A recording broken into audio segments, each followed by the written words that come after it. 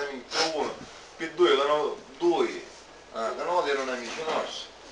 Ora siamo andati a passare un campane e io volessimo fare, che non volessimo fare che fare con questi qua. Perché non lo sapevamo come devo volere. Si sa come devo, l'hanno esposto in modo.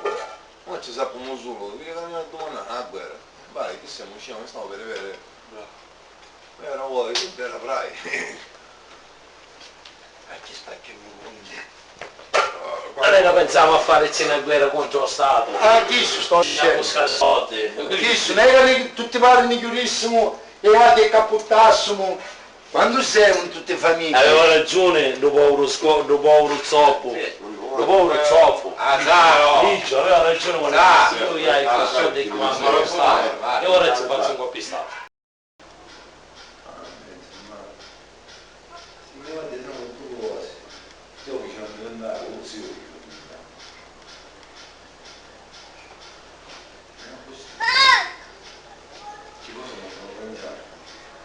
Non posso pure io! E lei che faccia tanto?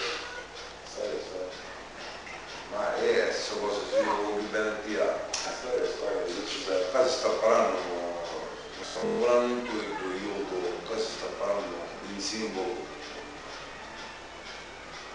Uno non deve scompare.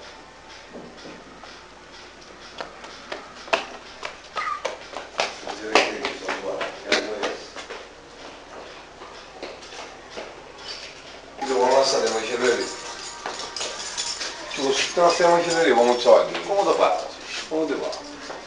Non lo sai, i macelleri. Pronto? È pronto? Buongiorno, il signor Caruso? Di chi parla? Sono del Dipartimento Trasporti. Sì, So che lei ieri si è lamentato per questo bonus. Io mi sono lamentato. No, per carità, che fa scherza.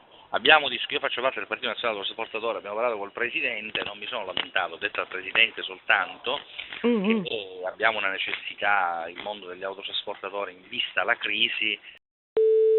Pronto? Sì, la dottoressa...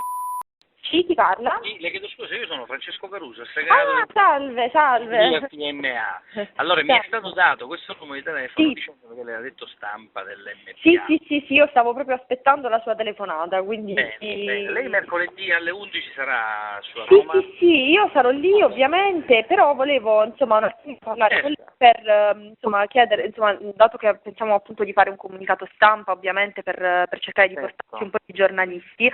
Allora, l'onorevole Cristaudo mi ha spiegato un po' di cose, nel senso mi ha spiegato proprio in soldoni i termini della questione, cioè si tratta di una specie di confederazione, diciamo, nel senso che voi come Partito Nazionale degli Autotrasportatori, diciamo, avendo individuato in Lombardo comunque una figura sensibile, un interlocutore sensibile alle vostre problematiche, sostanzialmente gli date un sostegno, insomma, gli garantite il sostegno elettorale.